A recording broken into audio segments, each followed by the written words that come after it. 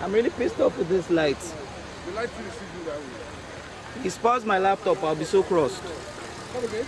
If it's going to damage my laptop, I'll be so crossed. Because it's fluctuating right now and it's very bad. This time it's even bad. Hey, Anthony. That guy will buy. I need to see that guy do that house for me. I don't give that guy. They don't explain it. You not get comparing cameras.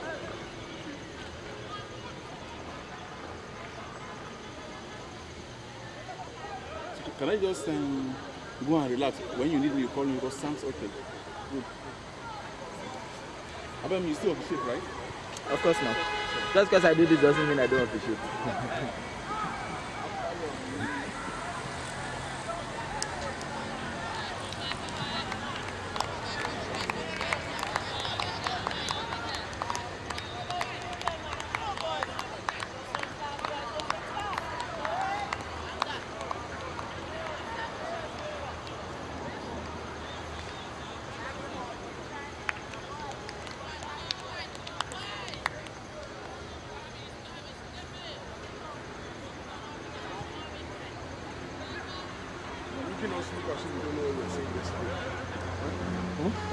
The guys that, when I was conversing for this thing now. Can you see how it's fluctuating? It's coming up, going up, coming up. Let me go and make an email for the backup. Please, I have to go and do that this one. Because I can't feel my laptop is okay. So I'm only just putting it just so it has a little bit of power so it doesn't go, because obviously what it's using right now is the system's battery. It's not even using the power. And the interesting thing is it's only the laptop clock. I switched off every other thing and just the laptop lights. So it's still the same thing. So it's best we just get a separate generator. So let me go there and see. Alright. Let's go for the meeting. What else do we need here? I need to the umbrella. Do you need that early? Because the sun is there. Okay, let me first shut the power. Alright guys, good morning and welcome to today's game. This is on the 17 PWC and NCF joint collaboration for the regional finals here holding at Edo Cricket Ground. Today's first game, as we can see, is between the Southwest and the Southeast. Southwest are fielding first while the Southeast are the one taking to the bat. Southwest is in deep blue and white stripes, while Southeast is on blue and white stripes. That's the first ball bowled today. He has bowled two wides today. And just for you to know, we're playing 30 overs for today's game. Technically, all the whole innings for each over is 30.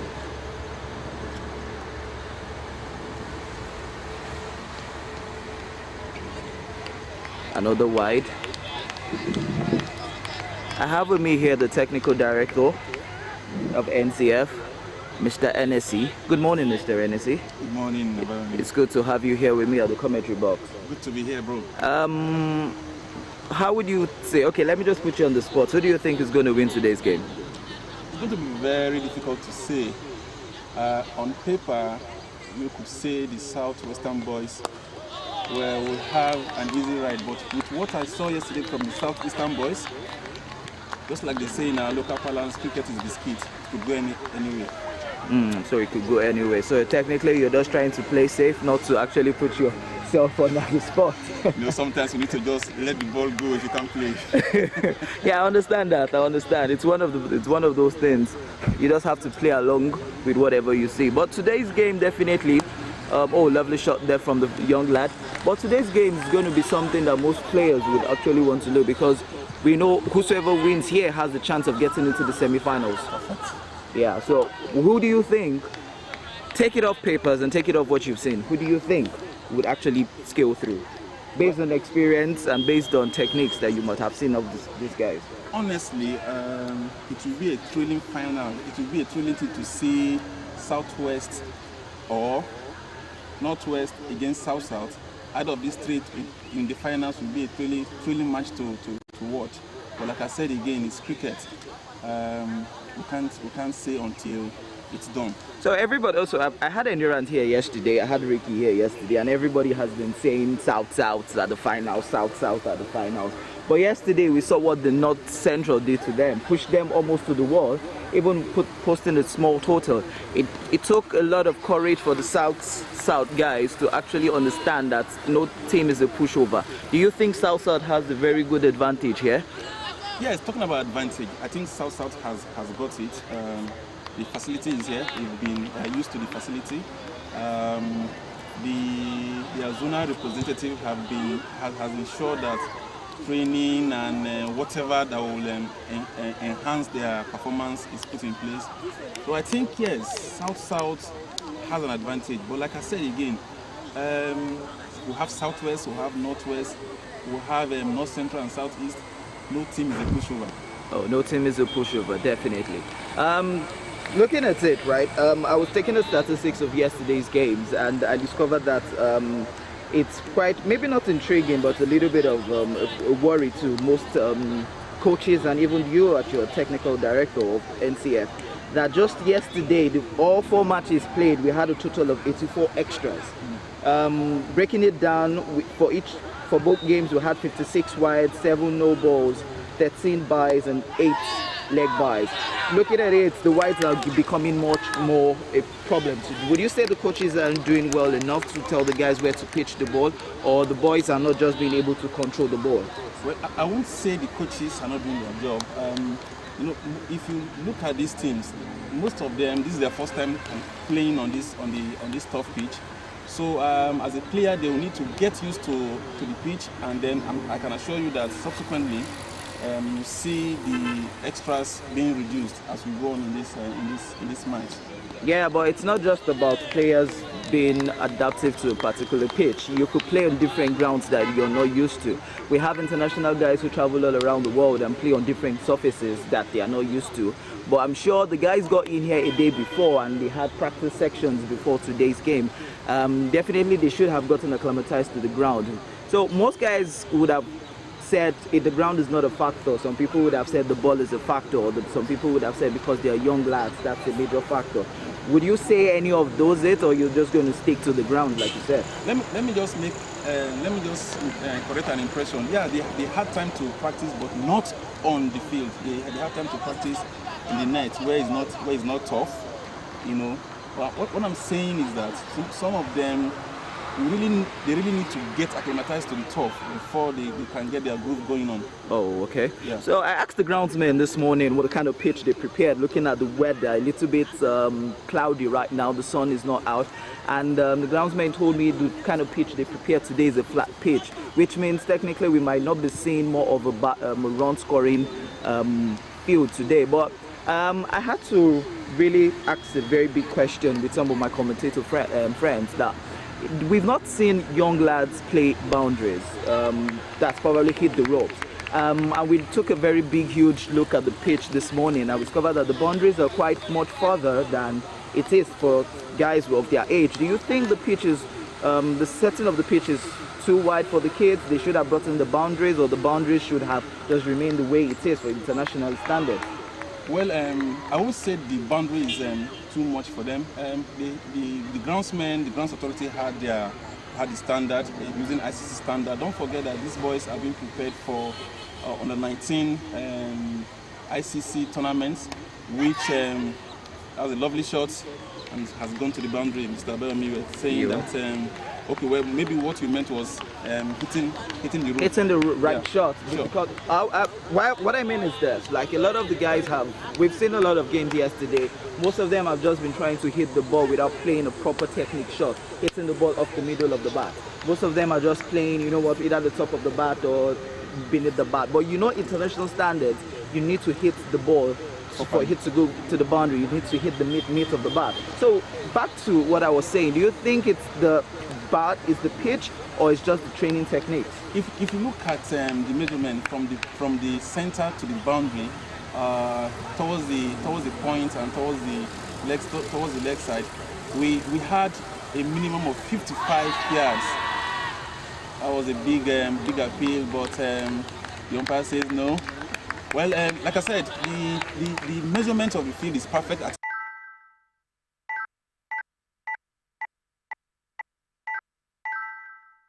Measurement that they will. So international standard, this is the measurement they will be taking care of. Yeah. So looking at it, it seems like Southwest. They've given out too much extras already. We've just gone 1 over and they've given out 10 runs, which is totally something I think the coaches would be cracking themselves up. And that was a very easy run there, which is something I'm sure the coaches would have been asking themselves, what are these boys doing? Yeah. So looking at it right now, the pitch looks a little bit greenish this morning, looks flat, looks quick at the outfield. Do you think we're going to be seeing a total of 300, 400 later on in the tournament, or we're just going to be stick to the normal 120, 130 that we've been seeing? 300, I doubt that, but I'm looking at a match that will give us 200 or a little bit above 200, probably in the finals, but yeah, I can assure you that we'll see much more runs. Okay, you're saying we're seeing much runs, and I personally say I'm going to stick my money to it. That the highest runs we're probably going to see on this pitch will be 150 from these lads. Wow, 150, that would be too small. Yeah, I know, I understand, but really, you've seen Southside, everybody expected a high-scoring chasing runs yesterday. Yeah, maybe because of Southside lost the toss and then decided to Northwest went into field. Sorry, North Central went into field to bat first. Yeah, and the funny part was I was actually now we've seen 4 teams play already. Yeah. North Central, South, Southeast, and Northwest have all played. Which team do you think has a very good advantage based on strength? You're still putting me on the spot again about me. You need to pick one team because I'll tell you the interesting thing. Endurance already picked the team yesterday. Ricky picked the team yesterday. You need to pick one. I have to judge this technically and tactically. You're the technical director, so you can't judge any technicalities here. Like I said, you can't. Well, if you're looking at favorite, like I said on paper, having Southwest and South or Southwest and Northwest in the finals will be. Oh, lovely shot there from the young land. With that bug hit to the boundary. Going for 2, no, 1 is just okay for them. So, my brother, cricket is biscuit. Anybody could get to the final. You need to pick one, my brother. Come on. Pick one right now. If not, I'm going to put you on the spot that you wouldn't like it. You need to pick one. Well, okay, let's do it this way. It could be between Southwest, Northwest, and South. One of these will come up tops. You haven't picked one. Come You're still on 3. You're still on 3. All right, I have here with me the man who is responsible for all the whole pitches in the whole country, Yemi Amusa. Yemi, a lot of people have given kudos to you, the job you've done here in Edo. This is technically the first time we're seeing AstroTurf being used in a local game. Tough wicket. Okay, thank you for the correction. Yemi, looking at this pitch, do you think the runs we've been seeing so far for the first day has been something you least expected or something you expected? No, it's something we expected because we are not used to tough, and this thing the tough wicket has been built for over a year, so players are getting used to it. Unlike when we used to have this idea of playing on tough is difficult. So oh, okay. some players are a little bit careful or whatever on how to do it. Yeah, okay, understand. Now, looking at this pitch, Yemi, this is technically, I think, the 3rd strike that they're using to play today. Am I correct? Yes. So this pitch, the surface you prepared earlier today, is it more of a bowling pitch or bowling stripe or a batting stripe? This thing you're asking me is like... Well, I think, let me just, though Amusa is a renowned grounds authority, but I'm not sure if he's part of the people that prepared this pitch for this game. But from the way we are seeing this is a batsman's wicket. So if you're saying this is a batsman's wicket, NSC, yes, yesterday, we've been seeing the ball swing more. So I would personally disagree that this is not a batsman's wicket. This is technically a bowler's wicket. If you watch, sorry to cut in, if you watch the Southeastern boys play yesterday, some stroke, you could see that they just punch a ball between points and cover, and it went to the boundary. Oh. Even though we are not yet to see some of these shots today because it's early days, I'm sure we'll see more of them as time goes on. All right then, let's get back to the game. Generally, Okay. if you look at the pitch, the way it was prepared from the clay is a bowler's paradise. Okay. But if you look at the weather and the turf wicket itself, you see there's a little bit moist on it. Just a like. little bit moist on it, and which will favor the batsman. All right then. So Yemi, who prepared the game pitch, said there's a little bit of moisture, and yes, we'll have a cloudy morning this right here in Edo. Hopefully, before the first inning ends, we'll have the sun set out, and then we'll have a proper cricket game. Back to the game. We're already gone to over 17 runs. And it seems like the Southwest guys are bowling too much extras. It's definitely not something, I'm sure it's not part of their game plan. Extras has become something most coaches are becoming to worry about. You keep telling the guys to bowl the balls at the right channels. At first, during practice sections, they do it properly. But during match situations, they tend not to do it properly. Would you say that we have to get to a point where we have to start grooming the young lads to play proper match situation? What I have observed now is that the causes of this too much extras, bowlers bowling wide and all that, is that the bowlers, you see, Oh, whoa, that was a lovely ball. So I probably guess I have to hold back my words. Exactly. So I was about saying that most bowlers do not land on their right feet properly simultaneously with their bowling hand. If you watch this bowler, he did exactly what a bowler should do and bowled a good wicket and then subsequently a wicket for the boy. Yemi, you were about to say something. Like you said, if you watch the bowler, the kind of shoe he's using on the top wicket is wrong. He's using a flat sole shoe to bowl on this wicket. So at the point of delivery, his legs is kind of slippery on the top wicket, which has moist on it. Oh, okay, which has moisture on it. So I think I'm beginning to understand the logics behind this, why we're technically having a lot of extras and a lot of lapses in some of the kind of cricket we actually want to see for this under 17. So it means that by next year, if we're going to have another edition, or probably before the end of this year, we're having another edition, we should see more improvement from these young lads. Perfect. So let's move away from this game and let's go to February 14, National Sports Festival, which is one thing that most of us understand, that here you're going to be seeing top class, top-notch cricket at the highest of all levels. Obviously, we won't be having issues of extras, we won't be having issues of using the wrong kind of playing shoe or anything. But who do you think is going to win? Yemi first. By all means. Who do you think He's going to win. Those that plays or prepare themselves? You just need to, need to pick a state. We all know that the format has changed due to COVID-19. We all know the 6 teams. I don't want to mention their names. I'll mention names. Okay. Don't permit me, I won't mention. Okay. Those that win, we know, of course. The Edo team has 4 under 19 in their squad. Okay. Kaduna has the old guns and the new guys on the under 19. Okay. And we know the cricket giant, or permit me to say, used to be giant. Okay. Lagos. They have the old experience, they have the new guys. So watch out for Lagos, Kaduna and Edo. NSC, the whole format was changed. We all understood it was due to COVID-19. And most people are still actually asking themselves, what kind of format are we going to be having? Are we going to be having T20s, the ODIs, or the 6-a-sides? Which would you think is possibly going to happen? Straight away, we are going to have the 3 formats. It has been approved by the ministry already. It's going to be 3 events: T20, 6-a-side, and the ODI. Okay, well, so I think that is officially confirmed from the technical director that we're having the 3 formats. And do you think this is going to run for a span of 2 weeks or 3 weeks? We're looking at 10 days to play these. Wow, that would be a very, very interesting format to see you playing three different formats within 10 days.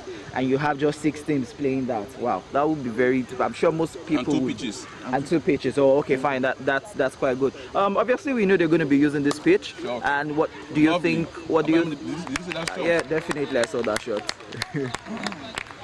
Yeah. So let's go back to the whole thing. South coach, Southeast coach. Basically, all the coaches we have for this tournament are all young lads who have played cricket at the highest level at one point in time. Do you think all the international guys are now returning back to start and putting back to the grassroots? Yeah, you see, without blowing the NCF's horn, I think what this administration has put in place is to, encourage ex-internationals, people that have played, have sweated for the country, to bring them into NCF to contribute their quota to Nigeria cricket. So it's not skyrocket science to see that the game of cricket is increasing both in developmental stage and at elite stage. We just hired a physio for the national team, an ex-international who has sweated and who has played for the country, Mr. Shea Olympio, who is now in our fold. So yes, NCF is looking at all these factors to see that this game goes to a height where all of us will be envious about. All right then, NCF is doing everything possible to ensure cricket moves up to the next level. So back to the game, what we have here is 3 overs, 18 runs for the fall of 1 wicket. Southwest is really trying to struggle very hard to ensure that they put a big total up. Was that LB? No, the umpire has his own reservation about that. So we've got 4 overs gone. Looking at the run chase, 4 overs, it's probably going to be like 20 or 21 runs there. Do you think we're going to be having any upsets in this competition? Everybody has their favorite. Everybody's looking to say the South and the Southwest. That's been a general opinion, even right from those who are watching from home. Don't forget the Northwest. Okay, so you're also tipping in the Northwest, but 80% of people will say South versus Southwest for the finals. I think the upset is going to come from Northwest and is it Northwest and North Central.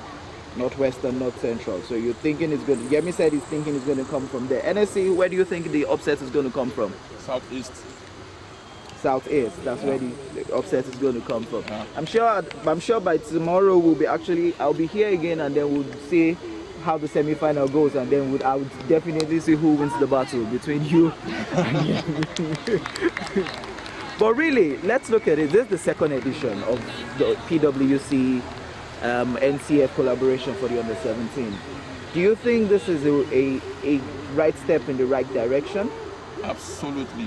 Do not forget that this when we conceived the idea of having an under-17 event, we did it in synchrony with the fact that we needed under-19 that will be executing our tournament for us. Don't forget that Nigeria went for the first ever World Cup, hosted in South Africa, and then we did what we could do. So yeah, that was planned. The umpire says no. The umpire says no. The ball was going down there.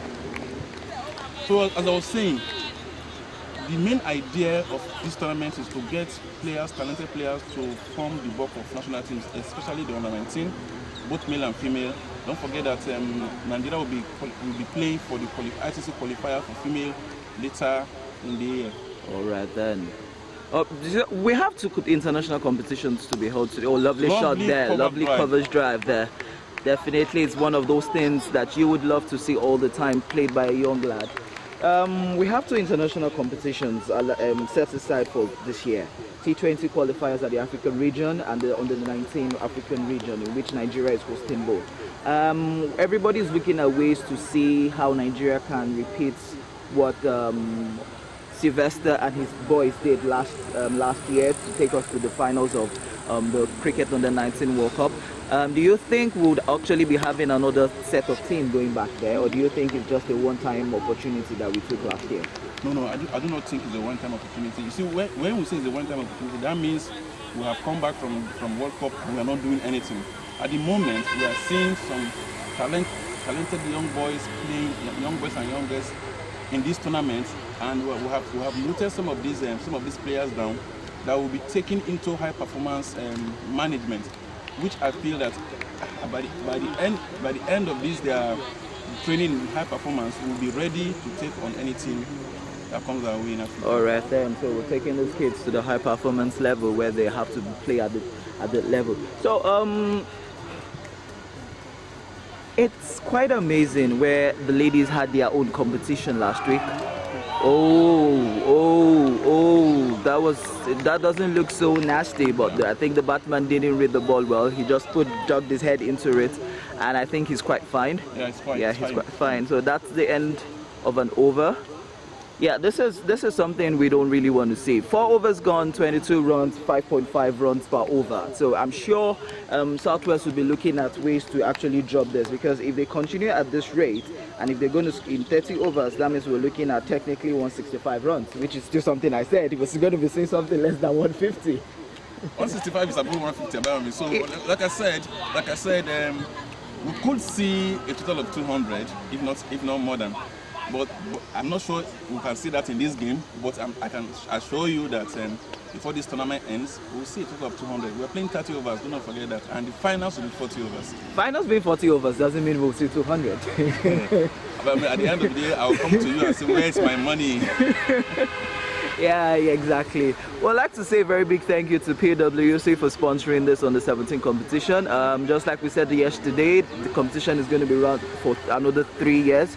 And hopefully by then we will be able to know that, okay, the competition will keep running. Under 17 we have, under 19 I don't know if it's still pending, because I'll take for example Namibia has different age groups before you get to the national level. Under 13, under 15, under 17, under 19, under 21, under 23, and then down to the national level. So which means even from every aspect of the game, every player is participating before it gets to the national level.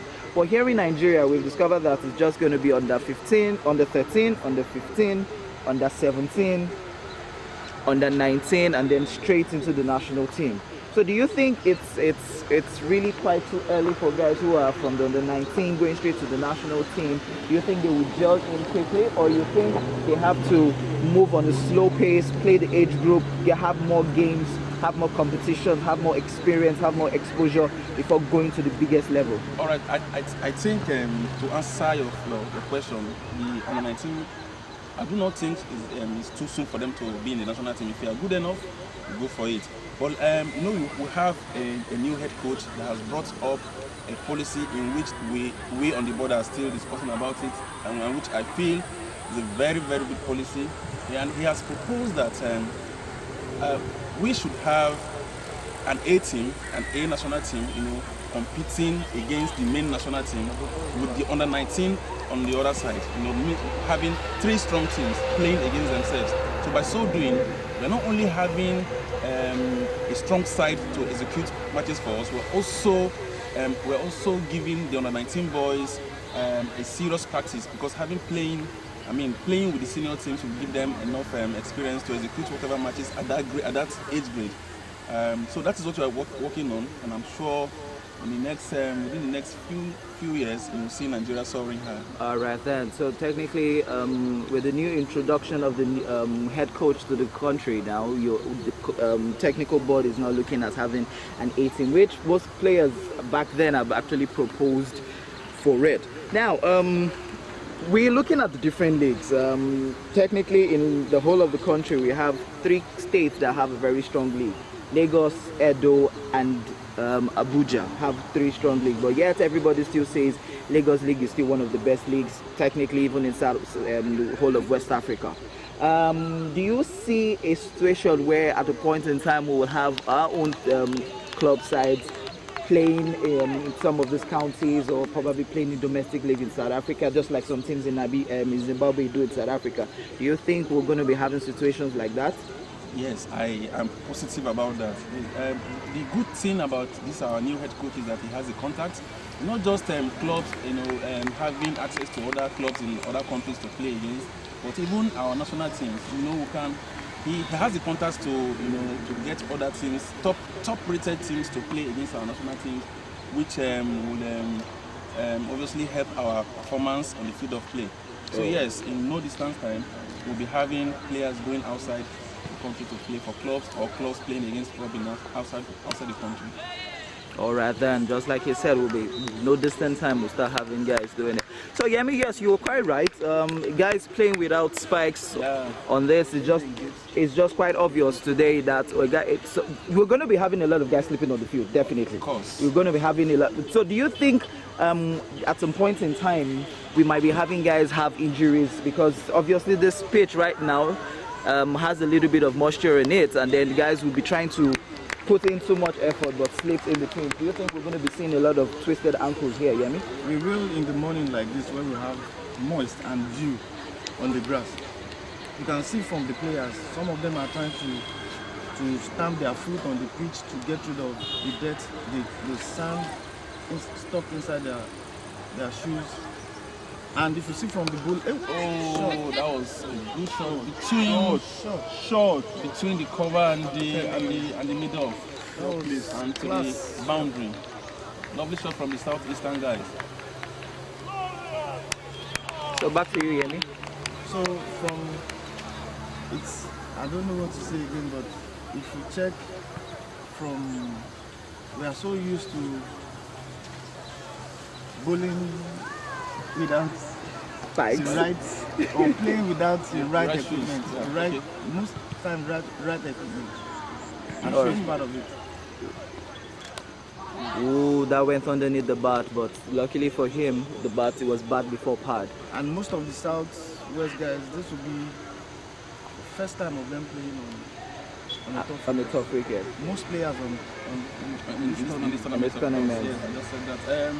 Talking about, I think we should have a new reorientation for the coaches, and then for zones, or whichever organization that's in charge of teams, maybe state government and all that, to tell them that to talk to them about using the right equipment, especially on tough pitches. We can't have young players, trying to put in their best, and then their shoes, they are falling all over the field. They are prone to injuries. I was about to ask a question. Good thing you said you talked about it. I was about to ask, what's the sensitization on to teams, players, coaches, technical crews on how to use the AstroTurf? Because we know internationally, tough pitch. Internationally, we know there are standards. Yeah. There's a certain restriction even around the whole pitch itself. What is NCF doing to ensure that even down to the state level, even down to the regional and club level, that every player understands the restrictions both locally and internationally? All right. That lovely stuff, lovely field in there. Well, to answer your question, we've started something. I'm sure you're a member of ACOSUN. We have an ACOSUN platform where we discuss some of these things. Again, in every tournament, after a particular game, umpires, which we call the BCT, come together to review a lovely shot, and that goal has gone to the boundary for 4 runs. So we have a platform where we talk about where we orientate umpires, coaches, and players for the use of these tough pitches. Like for example, not all players know about restricted area on the pitch. So, but we need to orientate our umpires first. Who are the sole what do you call it? Yeah, custodian of the field. So I'm sure that oh no. So from there, umpires will start orientating the players in their region, like what we are doing in Northwest and what these South are doing. So yes, we have a platform where we orientate both players, coaches, and umpires alike. So for the use of this tough pitch. All right then, just for the use of the third pitch, definitely a white ball. White ball. This is the umpire. So back to you, NSC. Do you think you're saying that the umpire should be the first one? Everybody knows the umpires have their own the umpires have their own training, but I would have said it's best you train everybody at once, not segmenting different departments. Put everybody at once. Then when it's time for segments, you now start making sure that, okay, you know, as a coach, this is what and what you need to tell your players. As an umpire, this is what and what you need to implement when you're taking full custody of the game. As a player, these are the restrictions that you're meant to adhere to and all. So I would have said, just my own personal suggestion, put everybody together, give them the general knowledge of how a top pitch has to look, how to be used, how to be managed. I definitely agree with you. I mean, but just like I said, you know, the umpires first, and then if you look at it, we have umpires all over the country. Let me just give an example. In Edo, for example, we have umpires like Musa and Body that knows this, and they transfer this same knowledge to the players. Okay, in Kaduna, for example, myself and Mr. Kennedy and Mr. Godwin are there. We transfer this same knowledge to the players in Kaduna, and then the coaches. Same thing in Lagos, where we have more experienced umpires in Lagos. So I think that if we do that, we'll reach more people, more players, more coaches alike to get this knowledge. But if we say we want to bring everybody in one place, it will be too cumbersome. So that's my opinion, to be too cumbersome. And to get the message across to them will be a bit difficult. I actually wanted to put you on the spot because I was thinking you were saying you were going to bring everybody in, and then I would have said, but you know, this period we have COVID-19, so that means you're going to be restricted. I can read swings, man, about me. So there's some balls you just have to let go. Do well left, man. Oh yeah, that's like cricket. You say well left, just let the ball go. Yeah, let the ball go. Let the ball go. I understand you very well, NSA. Looking at it, NSA, you're a technical director. At the same time, you are a coach.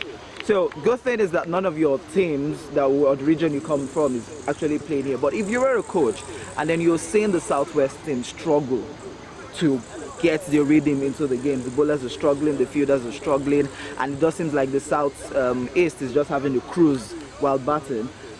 What would you have told or what would you have message would you have passed to the captain, and to make sure that, look guys, you're not doing the right thing, this is what you need to do, this is what you don't need to do, this is what you need to change, this is what you don't need to change, and all. Okay, before I answer your question, let me correct an impression. Okay. My zones are here playing. Oh, okay. Originally, state of origin, I'm from Kogi State, so North Central is here. Okay. So where I'm based in Kaduna, Northwest is here. Okay. So you're wearing two caps. So quickly, what I would tell the captain to tell the field, two things. First of all, let the bowler align his right leg with the ball and with his right hand to bowl. That is one. Secondly, if you look at the Southeastern bowlers, they are comfortable with ball straight to the middle stump they play. So I would have told the captain to tell the bowlers to go on the fourth stump. That could be the tonic to turn this game around. Okay, bowl on the fourth stump. That's bowling the balls outside the off stump. Okay. Well, definitely, it's something most coaches would have told the guys. It's that ball. The umpire said not out. That was close. The umpire said not out. The umpires are. That was exactly what I was telling you about me. That ball. Yeah, I'm listening with you. I'm with you. Umpire has given out. Yes, out. On what basis? This is going to be a very big controversial decision right now.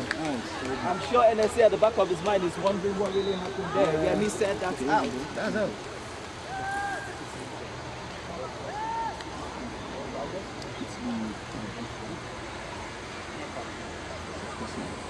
Apparently, what happened there, the umpire consulted the square leg. No, if the umpire was ball before, the umpire shouldn't, the bowler's end umpire shouldn't consult the striker's end umpire for an LB. If you have doubts, you give the benefit of doubt to the batsman. I think which you should have done anyway. Yeah, I think that decision, I'm not comfortable with that decision.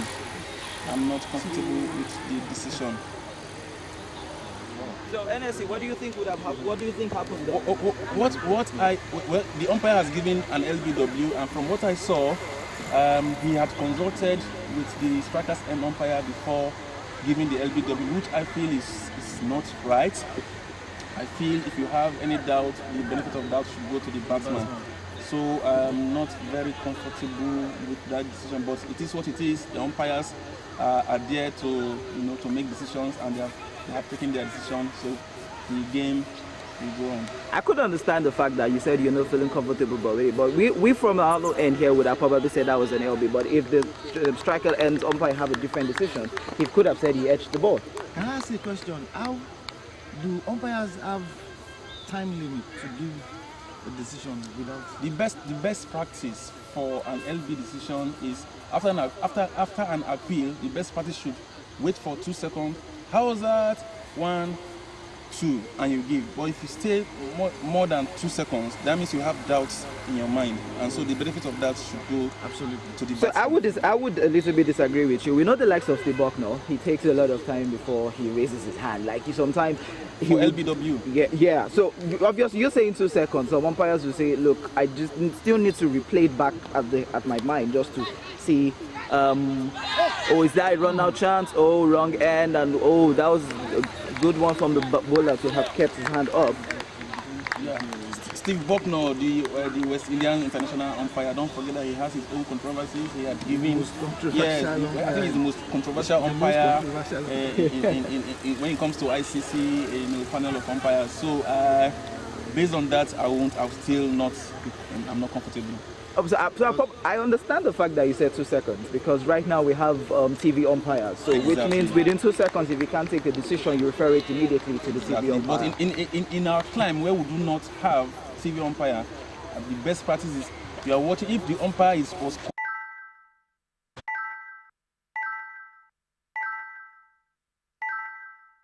which is fine, like the strikers and umpire can just give. Oh, lovely shot there, but it went to a wrong end. Like you said, I agree with what you said. If more than 2 seconds or 3 seconds, it means you have doubt. doubt. And that doubt should go To the batsman. Yes. All right then. So definitely going to be getting a feedback from the umpires as regards what happened there. Hopefully they will have a very proper decisions and probably a wrong one that we said because we thought it was an LB. If you look at that decision, probably took more than 5-6 seconds before it was given. We were already feeling, oh, that was a close one, then as if the ball was dead, and then the decision was given. So I understand the fact that Yemi asked how long does it take for an umpire to take a decision? 2 seconds. But in a situation where an umpire is uncertain about some few things, do you think it's appropriate for him to consult his striker? So on that basis, what should he consult the strikers and umpire for? Exactly. For LBW, he doesn't need to consult the strikers and umpire. Now, if he has doubts in LBW, like we said earlier on, the benefit of doubt should go to the batsman. But if there's a nick, the batsman nicks the ball, and he's not sure about it. Of course, that's where he could have an eye contact with his partner, and the partner could give him the go ahead to give that decision before he gives. So in such cases, yes, he consults with his partner. With his partner. All right then. That's very good. Looking at the Southwest team, we have one experienced player there, Ridwan, who is currently putting on jersey number 9. There he is standing right there. He has gone for the national trials this year, and he has played with the top level players in the country. Do you think he's going to be a very good added advantage to the Southwest team? Ridwan Abdulkarim, I'm sure that's his name, is no doubt one of the most gifted players we have at their level. Oh, that was a nasty one, but the batsman is fine. So I think he's a very good, he's a talented young boy. Definitely, he would add value to any team he finds himself in. Definitely. Yemi, what do you think? Ridwan, do you think he's one of the stars to look out for in this competition? He is, but some people will agree and some people may disagree that at this level he shouldn't be playing under 17. Yeah, but if his age is within that range, he definitely plays. I was about going there. We also have the likes of Unzubim. from the southeast, but he's not playing. He has been screened out from this tournament. But at the National Sports Festival, these are guys that you would want to see. You definitely want to see these guys because Uzube and the likes of Ridwan, those guys, Uzube will fire from one hand and Ridwan will most likely the other end. Will give you one of the best spins you will see in the country. Oh, definitely. It was quite funny. I was about to ask you, Yemi. We've seen so much pace bowling all through this competition. Like it's more like each region does brought in pace bowlers and probably few spinners. And most people know that Spain actually wins the game faster than the pace bowlers. Do you think that a team who has more spinners in this competition has a proper advantage? In winning the competition? Yes. If you go by what happened yesterday, the North Central guys, they brought in their spinners. And immediately they brought in the spinners, the South guys, the runs went down. Okay. And they were getting wickets. So immediately they changed the spinners and brought in the fast guys. The runs came back then up. The Southside guys got comfortable. And we've forgotten that we are playing on top. Okay. The best set of bowlers to bowl on top are the spinners. Because definitely the balls will cut and do whatever they want the ball to do. Okay, which was about to bring my question to you that over the years most people have known that Nigeria has really been struggling to play spinners even at the international level. We struggle so hard to play spinners. Do you think this is really a disadvantage to the team, or coaches should have to look at ways to ensure that players actually learn how to play spin? At this point in our game in the country, we should be looking at getting more of spin to play. Okay. Playing more of spin. Okay. Going outside for competition, every other country will think, oh, those guys will know how to play spin. Yeah. Because they know we are more comfortable with the medium pace or the fast pace. Yeah. So I'm probably guessing we need to get more coaches to actually ensure that we get players to learn how to play spin. Yes. Alright, thank you very much, Yemi, for being with me here at the commentary. I know you have some work to do, so I could allow you to go. Thank you very much, Yemi. Hopefully we'll see you at the semi-finals and also at the finals. Hopefully.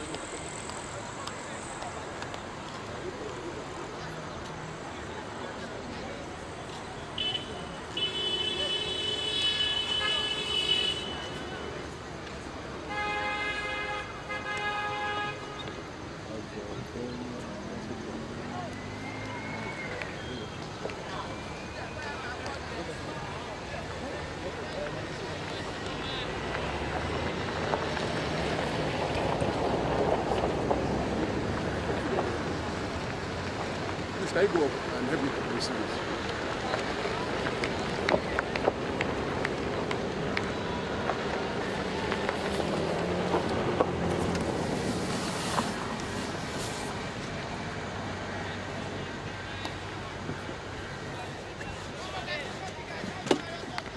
What I'm guessing is probably the connection. Yeah.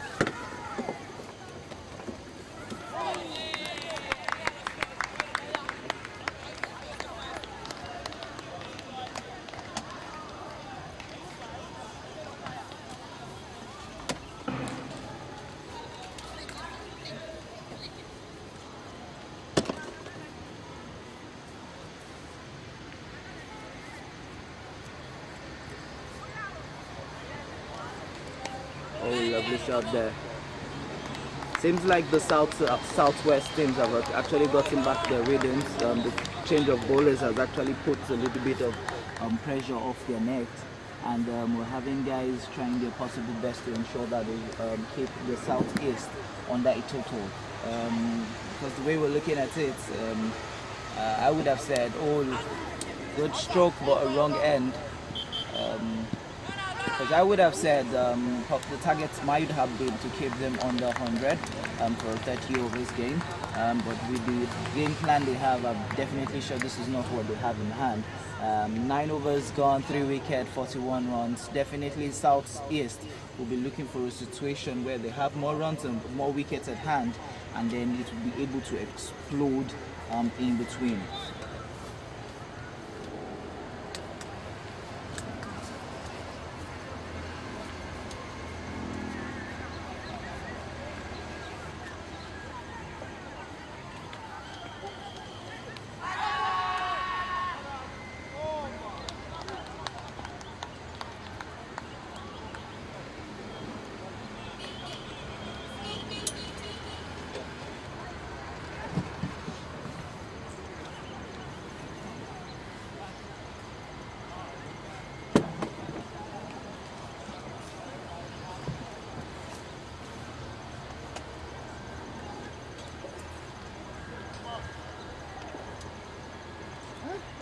This is the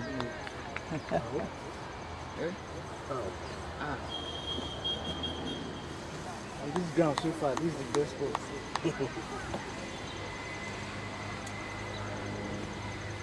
Oh, lovely shot. That was a drop catch. That was a drop catch. I'm sure the guys would understand very well that you don't drop catches. You have to take every single advantage you have and ensure that you take every wicket that comes your way. That's also the essence of moving in with the bowler. Exactly, that's the essence of moving in with the bowler. Just once you can hear from the background, a lot of guys around me here at encouraging the guys to stay. You could have done so many things to have done, but definitely I'm sure they still have much plans to do. We're looking at 10 overs, 45 runs. Southwest would be happy about that. They've been able to put down the. If I had that continued, would have probably skyrocketed to like 70 or 80 by now. But 45 doesn't really seem bad. Oh, lovely shot there, but didn't go past read one. Southeast will be looking at ways to ensure that man, we need to put up a very big total here, knowing truly well that Southwest, just like some of my commentators said earlier, have one of the best guys there. Read one is somebody who definitely we know is going to explode if he's given the opportunity, and then most guys will definitely want to ask themselves. Too much drop catches. I think too much drop catches is beginning to happen here. Yeah, definitely a drop catch. You could hear him from the back stand here saying, "Is that a drop catch?" I'm sure he couldn't believe it. Yesterday we had situations where North Central dropped one vital catch that at the end of the day cost them the game. I'm sure Southwest will be asking themselves, this shouldn't happen. Oh, this is definitely, is that a catch? He dropped it again. He dropped it again. That is 3 different drop catches within the space of 1 over. 3 different drop catches. Will this be costly at the end of this over? And they really need to get this guy out, because this guy is the hits man for the Southeast guys. So definitely they are not taking advantage of the situation right now. Just like you could hear Yemi say, you don't take unnecessary chances with guys who knows how to strike the ball well. 3 lives he has been given in cricket, and you only have 1 life. He's readjusting himself. I'm sure now Southwest will be biting their fingernails. Would this be costly? And definitely they know it will be costly. It is going to be costly. They're encouraging themselves, putting so much on them. The funny part is most cricketers would understand. It looks as if the Southwest are just giving themselves unnecessary pressure for no reason. This game could still go anyway. Oh, lovely shot there, straight down the line. Would this go for a boundary?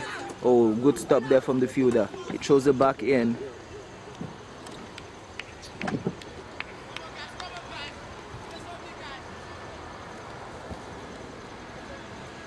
Now they understand what the essence of these games are.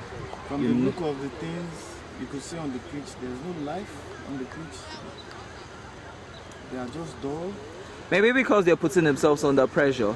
Yeah. Most guys would have said you've actually made the the Southeast guys put the pressure back to Southwest. Yeah. Because I'm sure Southeast would have told themselves, look, we know these guys, they have the experience, so let's stick to our game plan. Let's not change the game plan. And now they've tried forcing Southwest to play according to their game plan. Yeah, you could see from the bench of the Southeast guys that they are so quiet, because they know what the Southwest guys have in terms of potential.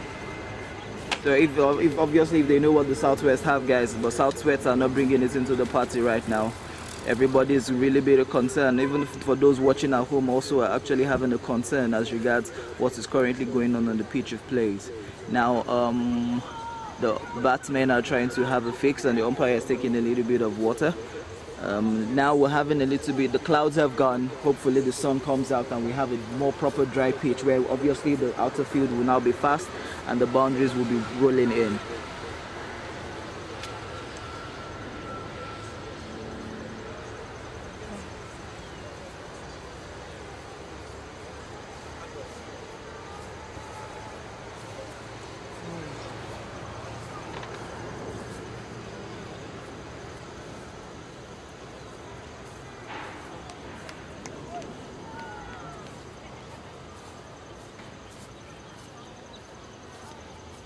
Whoa. Square leg declares a no ball. Square leg declares a no ball. Standing umpire signals a free hit. And for those of you who must have known, the ball was way above the bowler's waist. I'm sorry, way above the striker's waist. So any ball above the striker's waist, or sorry, chest, is actually a no ball.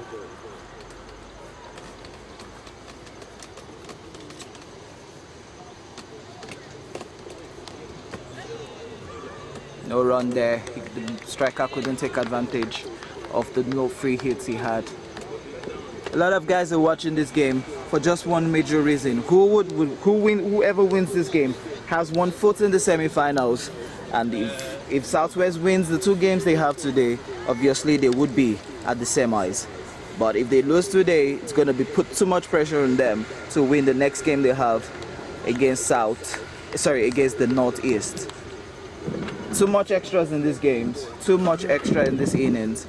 I wouldn't be surprised by at the end of the first innings we'll probably be seeing a total of probably 50 wides, just like the girls gave last week when they were playing.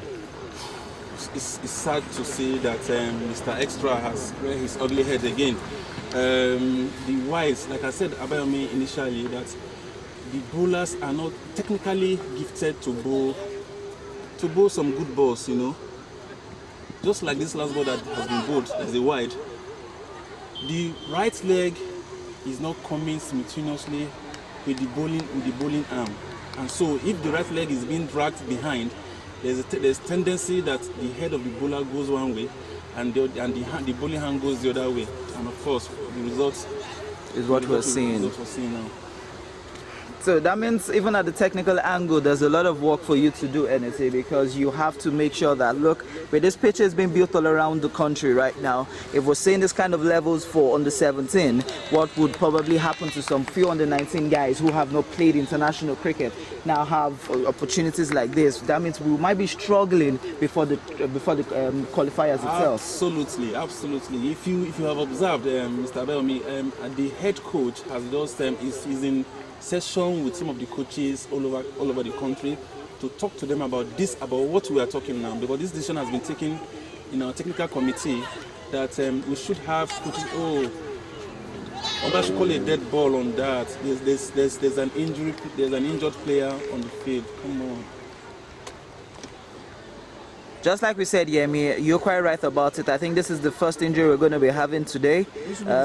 Second one today. Wow, he's already sprained his ankle.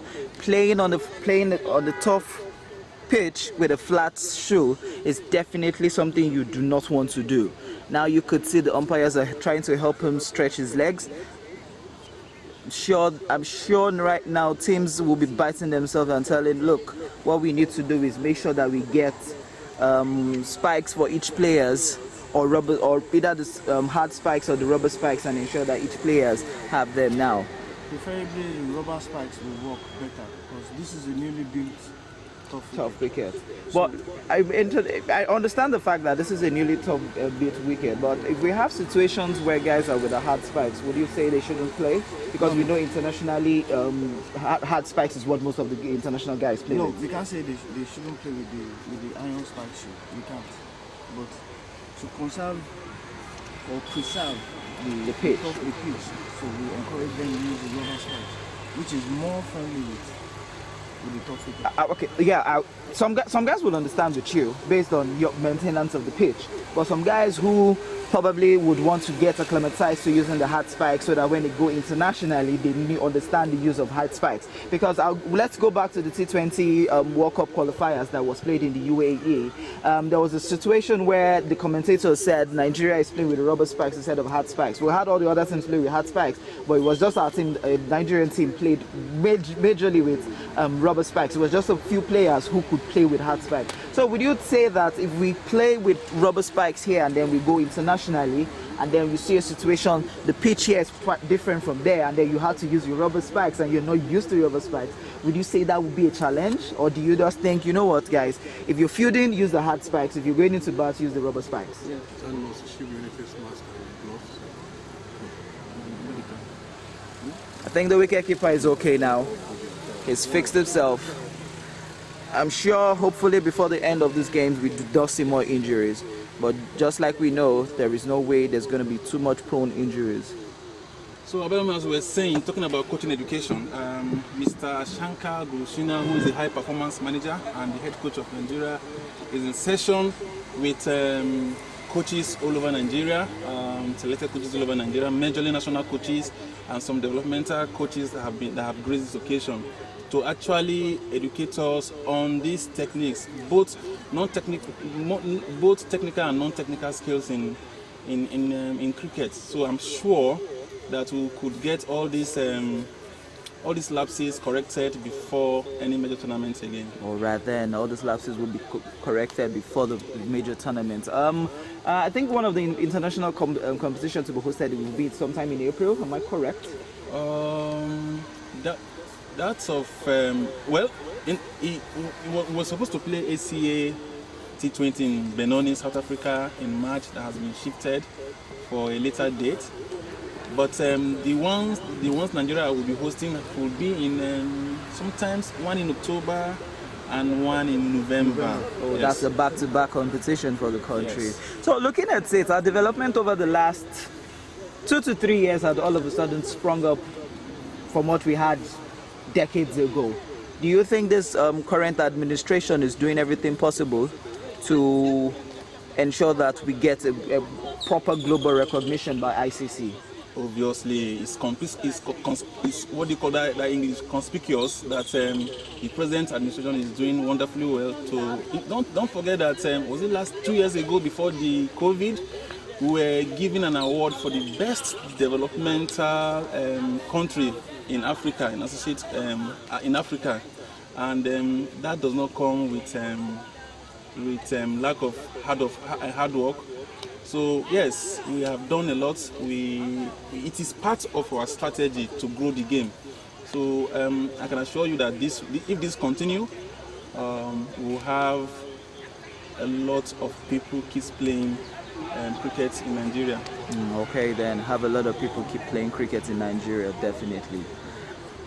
So a lot of guys would have, personally, I on my own end would have probably said, you know what, at the national level, even both on the 19, on the 17s and on the 15s, as long as you're representing the country, you shouldn't just have one coach. You should have at least 3 different coaches. You should have a batting coach, you should have a bowling coach, you should have a physio, which I think the NCF had officially employed, and then you should have a head coach, right, who oversees everything. But over the years, we've discovered that we have just one coach who takes almost everything, and you know quite well what you have is what you will pass on. Yeah. So if you have a bowling coach as a head coach, you know obviously you would have a very good bowling strength team than a batting team. If you have a batting coach, you're going to have the same thing. So what do you think NCF should do? Do they have to departmentalize all the whole coaching crew and make sure that, you know what, let's just have one general head who is now overseeing all the whole performance of each player, or we just stick to one coach who does everything? You know, I completely agree with you that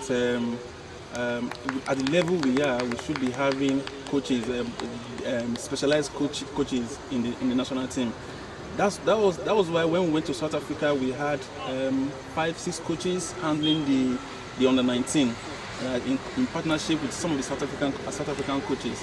But like it's a step we have taken. At the moment, we didn't have a physio, but we now have a physio in our midst.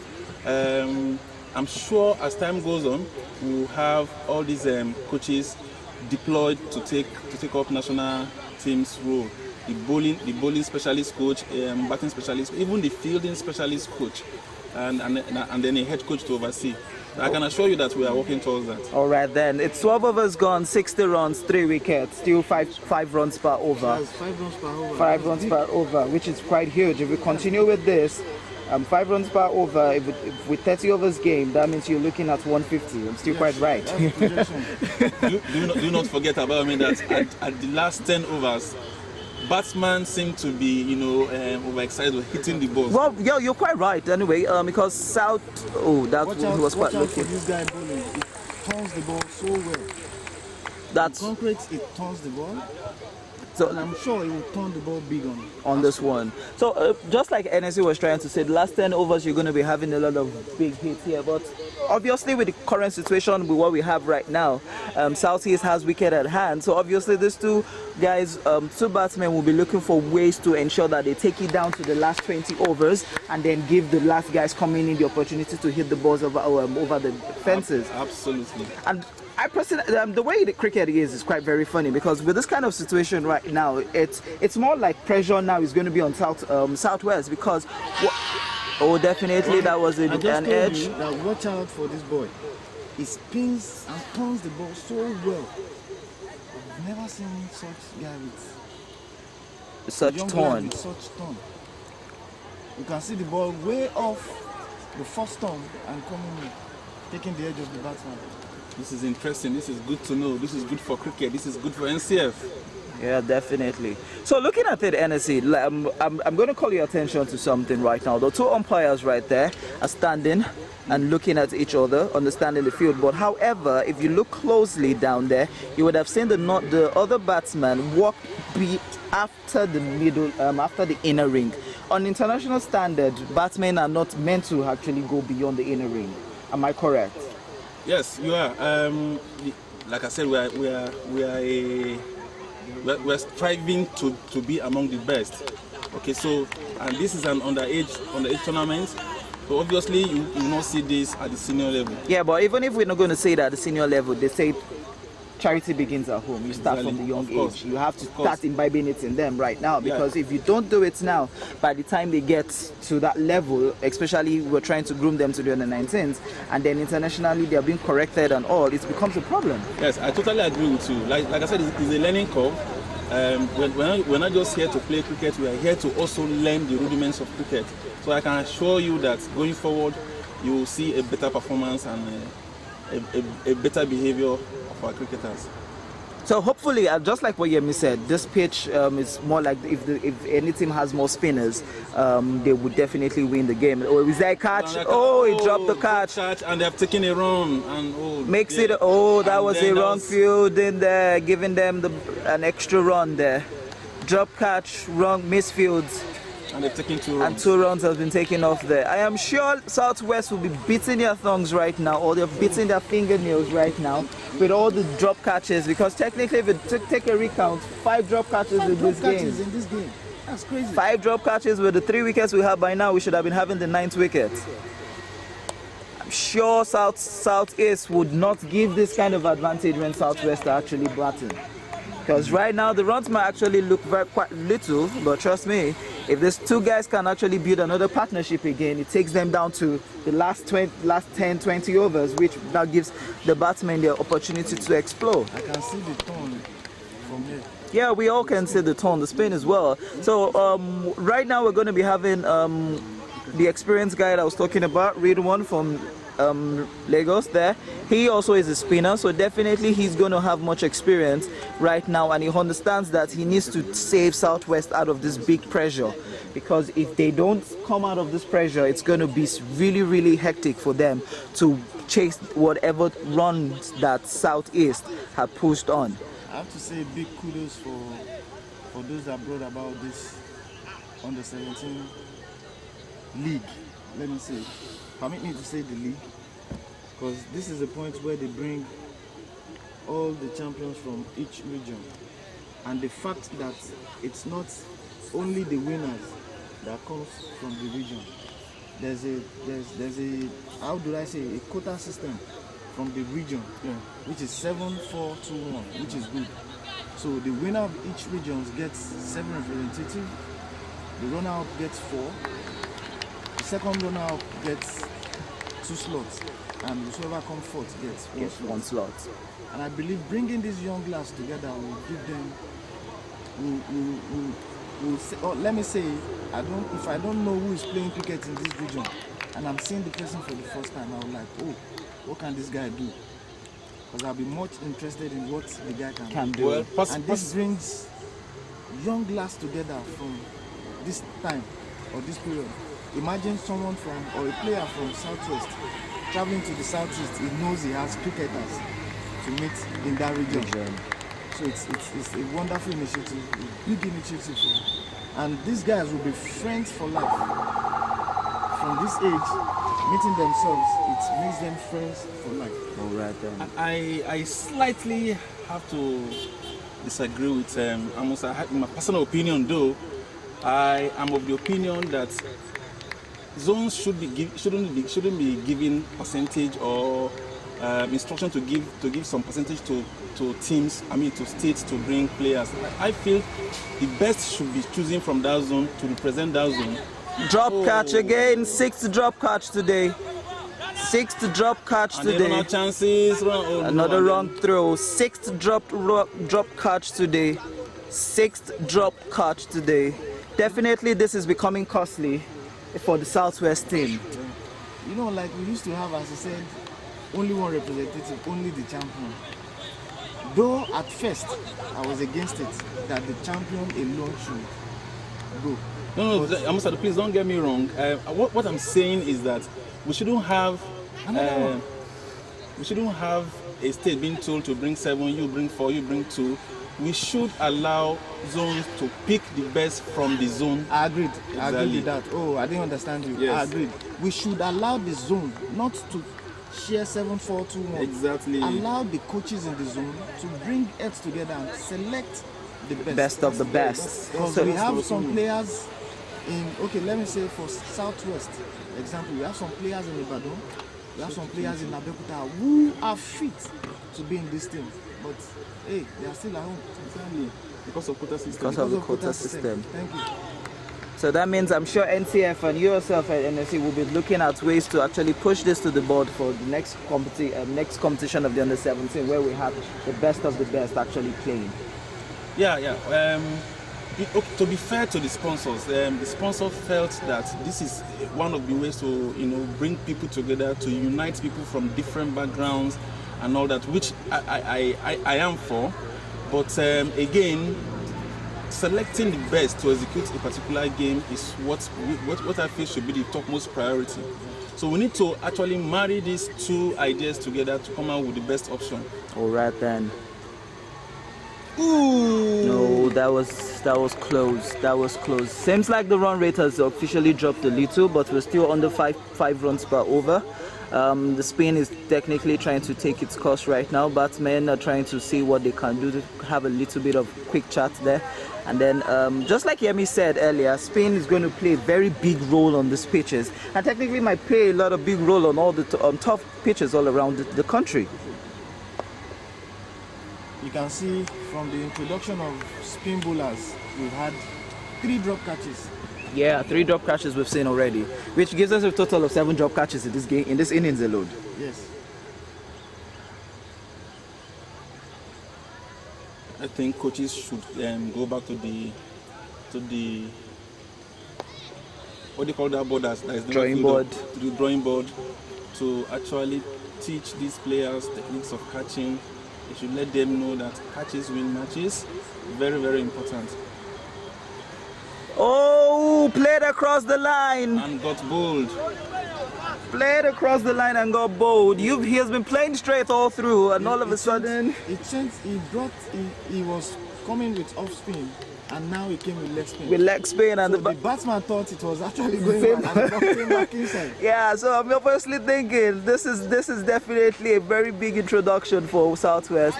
That's a good thinking from a young lad who most people would have probably said, you know what, if you have 3 dot balls, just keep bowling it there. But the young lad thought, you know what, let me have a change of bowl, and change of bowling actually gave them this wicket. And now we have 5 wickets for 68 runs and 14.4 overs, which technically is still 5 runs per over. I'm sure right now if 2 wickets can drop right now, the pressure goes back to the Southeast, where it's going to be big right now. Absolutely. I think the Southwest should just concentrate on getting the wickets, because if they bowl tidily, fine. They could achieve that goal, but if they bowl some wayward balls and Mr. Estras again coming in, we'll have a lot to worry about. So the very funny thing about cricket is this, right? We've all played cricket at the highest level, Yeah. and then it's always funny. The first 10 overs starts, you see a very huge total, and then towards the end of the game, it just drops down. Like you would have projected 150, 160, and then before you know it, it just ends up like 100 runs or 90 runs, and then you're like, what happened? The reason is not far-fetched, Mr. Abayomi. generally in Nigeria, we have problems playing spin. Just like Amusa has said, the introduction of spinners have brought down the run rate, and again the wickets have fallen. So we need to actually teach our batsmen. And thank goodness for Mr. Shankar coming. He's so interested in spinning and how to play spin. So I'm sure within the next 2 years we will not be having this problem. But really, if we really sit down to look at it, even internationally, some guys struggle to play spins, right? Exactly. We know some few guys. A very good example, Smith in Australia sometimes struggles to play spin. Kane himself also struggles. AB de Villiers had to go play at the IPL to now understand how to play spin. But the interesting part is, if AB de Villiers is going to play the spin, he has to play across the line of the ball. But all Indian players that we know, because spin is more like the general thing from them, are so easily flowed with spinners. So do you think that with the introduction of the new technical coach, this is going to be something that Nigeria would actually take advantage of, knowing the fact that yes, we're good with pace bowling, but now if we switch to spin, would there be a situation where we'll now start struggling again to start playing pace again? No, what I think the new coach is doing, has started doing, is to marry the pace bowling with the spin bowling, to actually talk to our batsmen or teaching them the techniques to attack the spin bowlers, and as well as having to change the adoption to attack the pace bowlers. So so it's a win-win situation for us. It will improve the way we attack spinners, while we keep the performance or the record of us hitting the pace bowlers. All right. I played across again, and they've taken one run. So the very funny thing is this: we've seen the introduction of spinners, and we've discovered that the batsmen, instead of playing straight, are actually now playing across, which is more like a general thing most of us are now beginning to have at the back of our mind. Because you see the ball slow on the air, and then you feel, okay, you know what, I can actually hit this ball quickly without even looking at the pitch or judging the flight of the ball. The philosophy of batting should also be taught to the batsman, because you get you have a high rate of hitting the ball when playing straight than crossing the ball, except you have an extremely good batsman that have good hands, to dispatch the ball, to cross the ball and dispatch it to the boundary. So it's usually very risky to cross balls generally. But for these young lads, that means most coaches need to go back, and NCF probably would actually look at this as well to ensure that most of these guys play according to techniques. It's easier to play straight than waste energy playing across the line of the ball. Absolutely, absolutely. And that NCF is doing. You might have heard that NCF has deployed what we call field officers for cricket in all the states, and this will help us teach our younger ones, the little guys, the basic technique of playing. All right then, basic techniques. So finally the sun is out, the pitch is getting a little bit drier, and the outfields are beginning to get dried. Batsman taking his time. And obviously, Mr. NSC, what we'll be seeing here will be, I won't be surprised if at the end of this game we're seeing less than 120. Because with the introduction of spin, but the spinners can't do more than 5 overs, if I'm correct, H. Yeah, well, they are bowling 30 overs. 30 overs. That means 6 overs per bowler. So obviously, I'm sure Southwest will want to use these two guys to the fullest. Exactly, because of the advantage. So there. 6.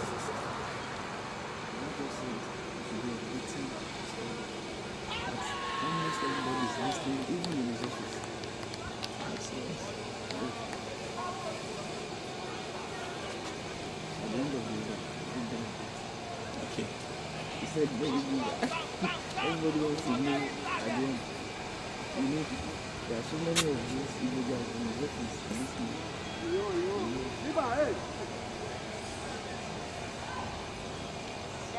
All right then. Good information, and we just discovered that it's just been told to us that members of PWC currently working in their office are watching this game live with us, and all the staff all around the world. Thank you very much for PWC to this. Now we have water break. As you can see, the umpires are there. The Southwest teams are in blue and red stripe. The Southeast are in, I would say, light blue and white stripe. We have 15 overs gone and a total of 8 I beg your pardon, a total of 74 runs on board. 74 runs, 15 overs, 5 wickets. And still technically still under 5.5 overs, 5 runs per over. Mr. Abayomi, yes, I will agree with you that this match we might not, the Southeastern guy might not get over 120, or at least they will play at least below 100 or 110 runs. This is because we have found out that the Southern Eastern guys do not have depth in batting. Their top 4 batsmen are quality. So as soon as you get the top 4 batsmen out, of course, we have crisis on their hands. Crisis on their hands, definitely. So presently they are on 5 runs per over. Yeah, technically 74 divided by 15 is 4.9. Technically it's 5 runs per over. So if you do the projected maths with wickets at hand, if wickets aren't falling, we're definitely looking at 160, 170. Because obviously, just like you said, the last 10 overs, after 5 overs, the last 10 overs will definitely be an opportunity for each batsman coming in to explore every advantage they have. But bear in mind again, we still have technically roughly 8 overs to 7 overs of spin to come in. I understand that. Again, we should be looking at whether this Southeastern guy have the resources to execute this match. As we have to execute this in the last 10 overs. As we have seen, I do not think they have that. If they were playing against a Southern team or a Northwestern team, I can tell you that they have depth in their batting, and I can also tell you that the last 10 overs would have been explosive. But looking at these Southeastern guys, I have my doubts. All right, then we'll take a little bit of break and we'll be right back. Yeah. I want to do that.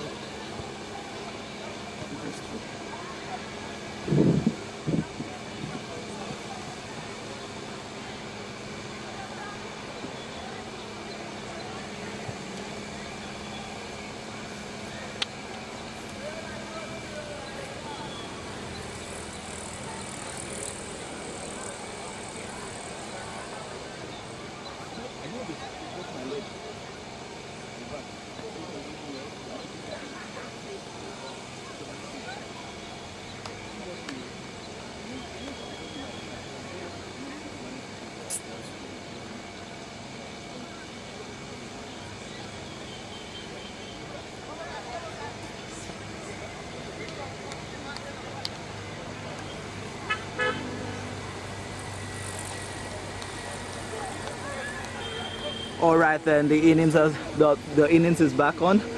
Water break has been taken and we're back into the field.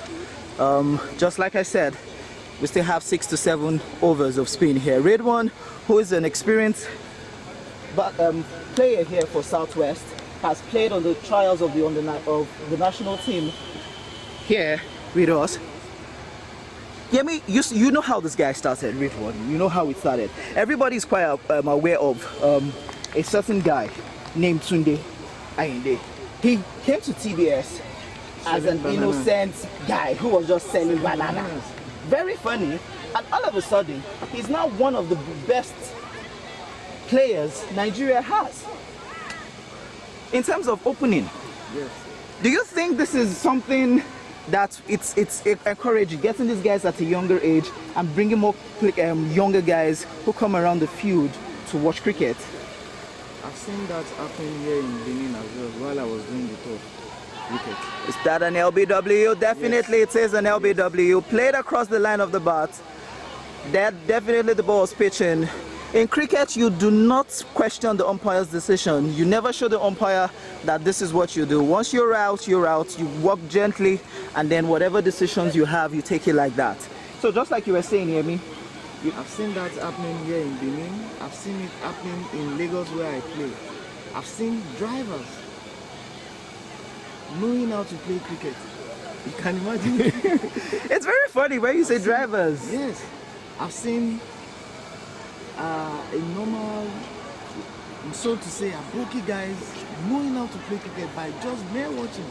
That's interesting. So I've seen children on this pitch who are just having nothing to do in their house, watching from the balcony of their houses here in Hadolo College, who learns from that balcony.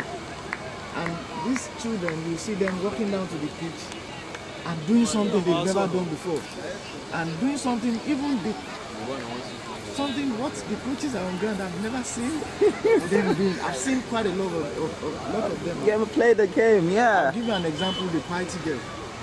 Okay. She's always there on this pitch every day watching the boys playing. And I think that's one of the things that improved Her game, because technically in the history of female cricket, she's technically the only person who has scored a century. Yes. If I'm not quite sure, okay, yeah, she scored a century and then she was actually bold, but I'm sure most guys, even the players and the guys back then would have said, how come a lady of her age was able to score a century? She plays on this field arguably every day. Every day. So obviously she's got to, for her to be able to play on this field means by the time she goes internationally, she would have gotten used to playing on the top. I think that's what most coaches need to understand now. Like, we need to start encouraging most of our young lads to be playing on this top. By the time they start this way, by the time they get into the national level, it's going to be so easy for them to play along. Seriously, and if you ask me, some people will say, how come they play cricket every day? What are they doing with their books? If you watch, there's a coach on this field, or who is here in Benin, monitoring their educational level and everything. Is always monitoring everything. So you dare not. Oh, lovely catch there! Lovely catch there from Ridwan. Just like we said, that was a lovely catch. He has just brought back the life into this game. Ridwan there, who had gone for the national trials earlier this year, has in a way brought the team back to life. And I'm sure Southwest will be asking themselves, this is the chance they need, this is the opportunity they need. And somebody has been able to lift back the spirit of the game.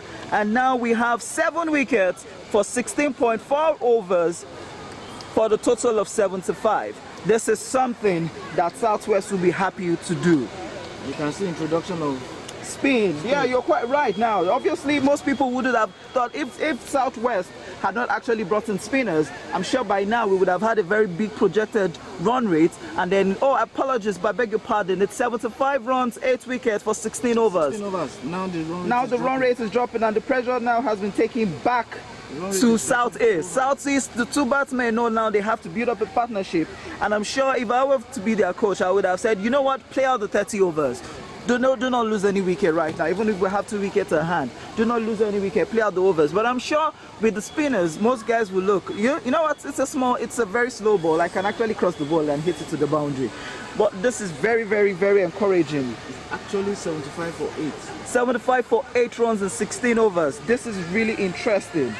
This is really interesting. 75, 8 wickets. 8 wickets, 16 overs. Now the run rate is still stands at 5.5 runs per over, but it means that if they continue at this rate, the run rates would not matter, but wickets would now matter.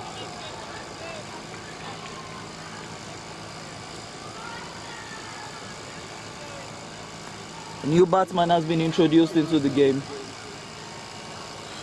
This is definitely something that most of the guys. Can you imagine how the atmosphere on this pitch is? Exactly. And how it will be in 7 days. Exactly, in 7 days for the National Sport Festival. This is awesome. Because it's going to be a very explosive one. Just like we heard earlier, the technical director said we're still having the 3 formats, the T20s, the ODIs, which is 50 overs game, and the 6-a-side games. So definitely, yeah, we would be hoping to bring these games live during the Sports Festival right here in Edo. Though we will still have cricket COVID-19 restrictions to be done and all, but it doesn't mean that cricket would actually stop. No, if arguably cricket is one of the sports that exhibits social distancing and all. You understand? Yes, so, please. Coming for the National Sports Festival, I think cricket is ready. Definitely, cricket has always been ready, whether you like it or not. And thank God, thanks to Mr. Uyi's project, Pet Foundation, who have also ensured that sanitizations, that hand washings and all is being done here and all around the pitches, all around Lagos. Because I know that of TBS is so obvious, and if you could look down there on the pitch, just a minute, yes, there it is. You could see the red stand there. That is what every player needs to do every blessed day. They need to do that. And if right like 70 meters away from where the stand or the first hand sanitizer machine is, there's another one. Oh yes, please. There it is there. Just a minute, please. Yes, there it is. The cameraman was able to get it. So obviously we have this all around the pitch, and then you have a lot of spectators around, and even the tech coaching crew that is actually having the training right now are also enjoying this game. I'm sure some of them will be so keen to understand what is really going on. But trust me, this is what we call cricket at the toppest level. Southeast is now having pressure. I'm sure, just like I said, the coaches will say, you know what, just play out the 50 overs. Just play out the 30 overs, and then let's see what happens after that. But I'm sure Southwest that we thought was putting themselves under pressure with the introduction of spin right now. I think they are back in the game now. Yes, they are back. Because you can't have wickets at hand like this and not be back in the game. Definitely, you would have an advantage. A team that we thought in the last 15 overs was not lively has all of a sudden sprung up and then put so much pressure back on the batting side. Red one bowling from the 10th there. Oh, very lovely turn there. Very lovely turn. Now that the sun is out here, do you think now the spin is going to be much flatter or not going to have a big turn? I was about to say that. Now there's not much moist on the pitch. And you can see from the turn, the ball blew and just bowled now. Yes, please. Because I can see the turn from here. Yes, now please. The batsmen are so careful. Now, and from this point onward to the end of the second game, we won't have much injuries again. It definitely is, but that doesn't still cut out the fact that players need to now start wearing the proper shoes to play the game. You can't just be wearing a flat shoe. You can't be playing on tough wicket and putting on the flat shoe. Definitely. That's suicidal. Yes, very, very, very suicidal. Very, very suicidal.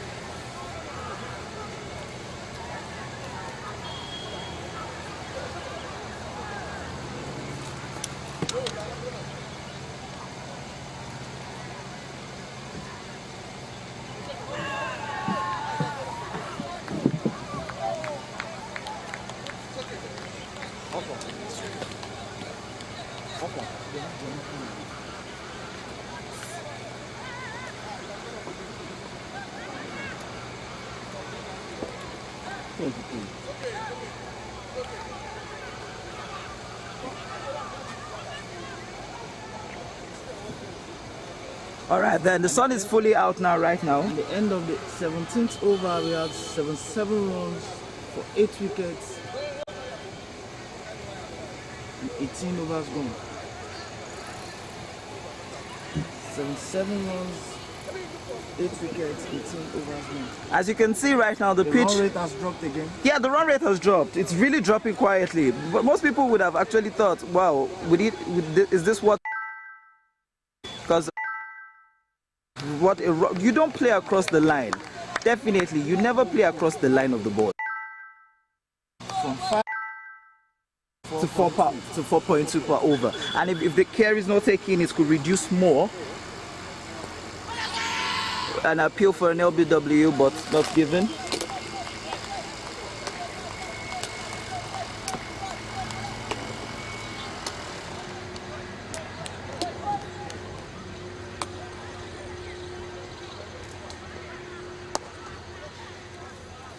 Oh, lovely shot there. Lovely shots there. Lovely shot there. 2 runs is taken.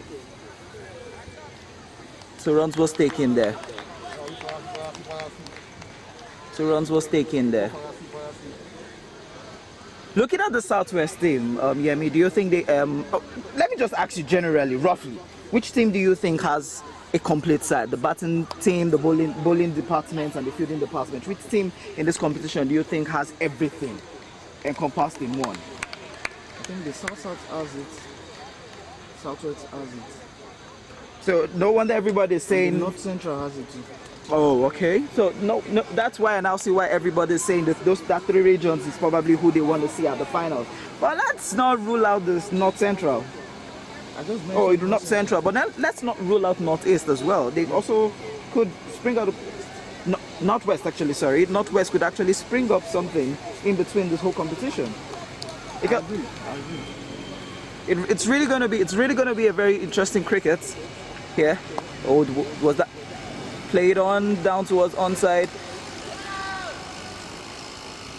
With this situation right now, Yemi, do you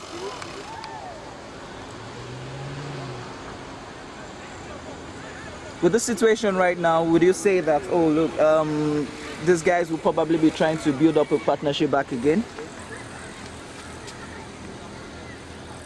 So that's what the batsmen are trying to do, to bring back the partnership, which I think is rather too late. Yeah, rather too late. But not too late again. If these two can actually stay there for the next stay there to 25 overs, it just makes sure that the last two guys coming in will just take advantage of the last 5 overs that they have. Sure. As far as I'm concerned in cricket, the advantage is still there for them. They still have a very good advantage where played across. You can see the man playing across the line of the ball. You never play across the line. Never play across the line. You always play straight. Across the line, a ball which is going away from you. You never play across the line. You always have to keep playing it straight. You have to keep playing it straight. Keep your bat straight. Oh, the keeper was meant to stay down for that. The keeper was meant to stay down for that. Drop catches win matches, that they say in cricket. You don't drop catches. This makes it the 8th drop catch in this game alone. You don't drop catches. You never drop catches. If they had taken all the catches by now, they would have probably had a low total.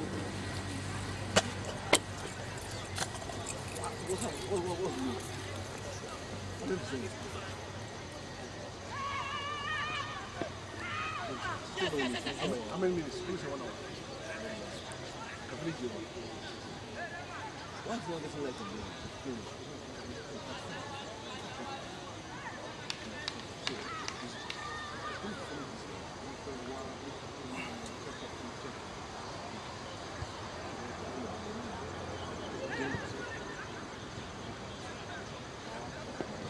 Oh, we would say that's actually a shot, but definitely you don't play such shots like that. But he took the advantage of the fact that there was an open space on the onside, and he just took advantage of it. Right now, Southwest will be asking themselves, look, we have the game in our hands, but do we tend to now throw this game away right now?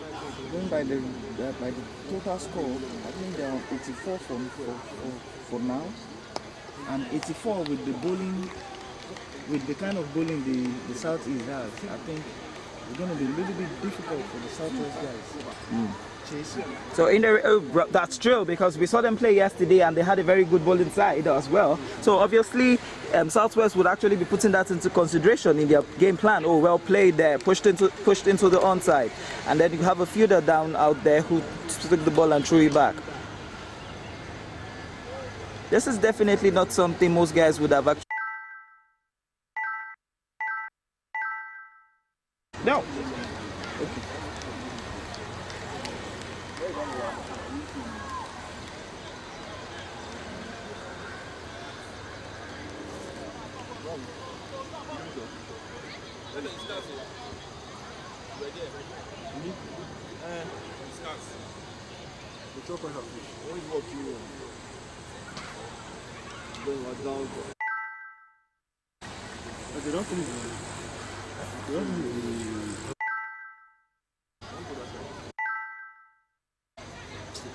At the end of the 19th over, we have 86 runs.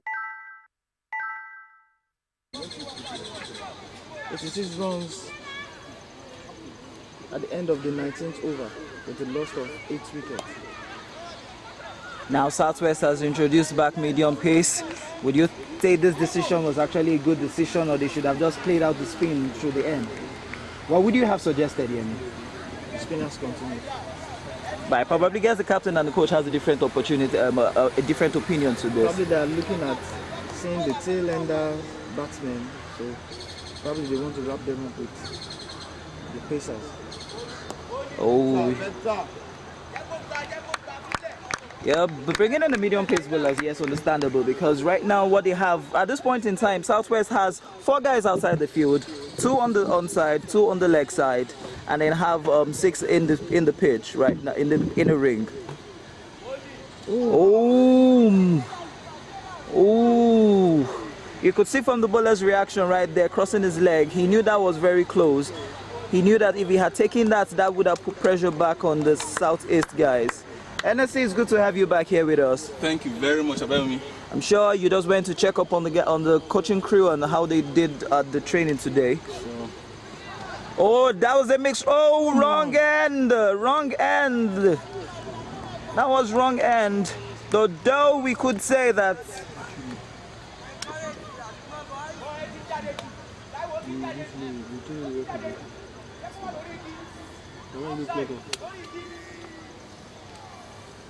So we're going on a short break right now. We'll be coming back again for the second innings. Please stay tuned. We'll be sharing the link again for the second innings. We'll be sharing the link for the second innings where we'll be seeing the Southwest.